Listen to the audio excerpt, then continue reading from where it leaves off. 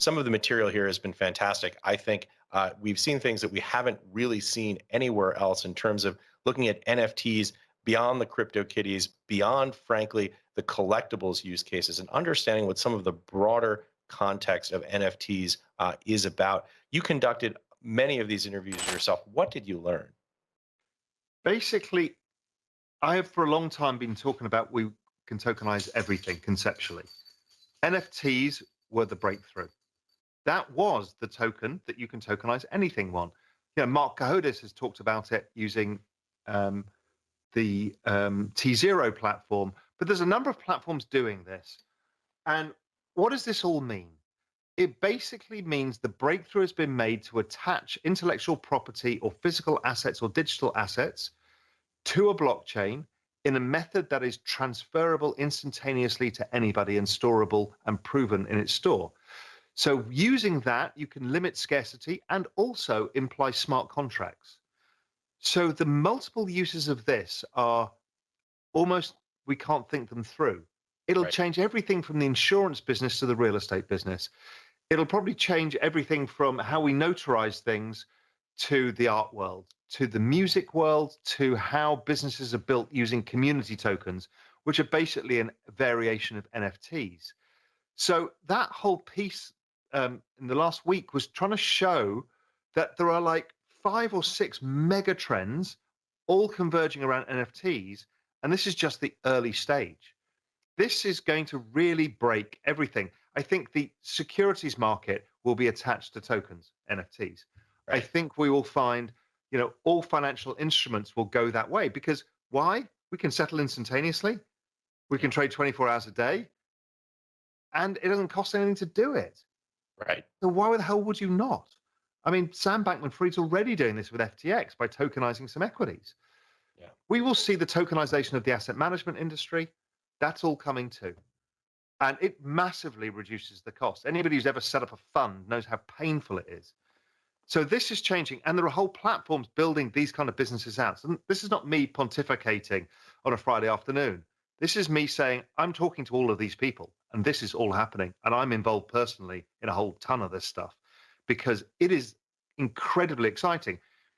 I think people still think that DeFi was the big breakthrough. I'm a bit of a yawn on DeFi. It's like, yeah, great yield. I don't care about yield. Price appreciation in a network model is worth more than the yield. When I look at NFTs, that's when I get really excited. And again, I'm not talking about collectibles. I'm not Right. really interested in that market. Other people are, and it's very interesting, but it's not for me. What I'm interested in is, I think, a disruption of global business models, supply chains, and all of the things that can come with NFTs and a change in the entire financial system that could be attached to this technology. Well, that's exactly right. And I agree completely with that. The idea that all of the tokens that we're used to are fungible, one token equals any other token, you're happy to exchange it. Non fungible tokens, the ability to include a digital fingerprint so that every token is unique, you can, at very low, in fact, near zero cost, effectively securitize anything, create ties to cash flows on anything, and create all types of residual ownership that was never before possible in human history. This is a big deal. Just think about the complexities of the global derivative market. All of those are smart contracts that come on these big ISDA docs that are that thick. Right. And it's so difficult for the system to clear all of this stuff and know who owns the stuff because I write a swap contract with you and then you use that as the collateral for another one. And then somebody builds an option contract using the same collateral. It's so complicated. Yeah. This changes derivatives forever because each can have a unique NFT. And so therefore we can trade it and we know who owns it and what cash flows are built off it in terms of other smart contracts. So it just makes the world more functional. Yeah. It functions in a way that really aligns itself with the digital age we're now living in, where I expect to click on my Slack or Zoom and get you in 3 seconds and watch you via video. Well, the money system doesn't work like that, nor does the value system, nor does basically the entire world's contractual systems, Right. be it stuff like insurance. All of that changes. Yeah, and it also radically aids transparency. We saw this in 2008, the ability to effectively programmatically see where positions are, to net out from a notional basis what the derivatives values are. These were all things that took not days or weeks, but months and years to figure out during 2008. Yeah, and never underestimate humans' ability to fuck things up by using leverage and complicate things, and they will do it. So don't expect it to end up being any different, but it might be cleaner and more robust, and a more anti-fragile system is Yeah, what we're all after. That's what scared the living daylights out of us about the debt bubble, the right, super cycle, is the fragility that it beds because we don't know who owns what and right. how to count the chips at the end of the day. This solves that, but it solves so much more problems than just the financial system. Yeah, it's the fragility and the opacity, right? Blow ups happen. Humans will blow themselves up, usually with leverage. There's no getting around that. But the idea that you will know who you can trust and who you can't, who your counterparties are, who are going to be able to pay, and who is blown up, that's huge. And and this is one of the things that I observed about the blow up in crypto, the 50% drop, and then some of these DeFi protocols fell 90% short periods of time. There was they wiped out tons of value out of that market and nothing happened. Why? Because everybody's over collateralized. Right. Everybody knows who owns what. Yeah, there's things that projects that don't work and there's scams, same as there are in equities and startups and every other aspect of life.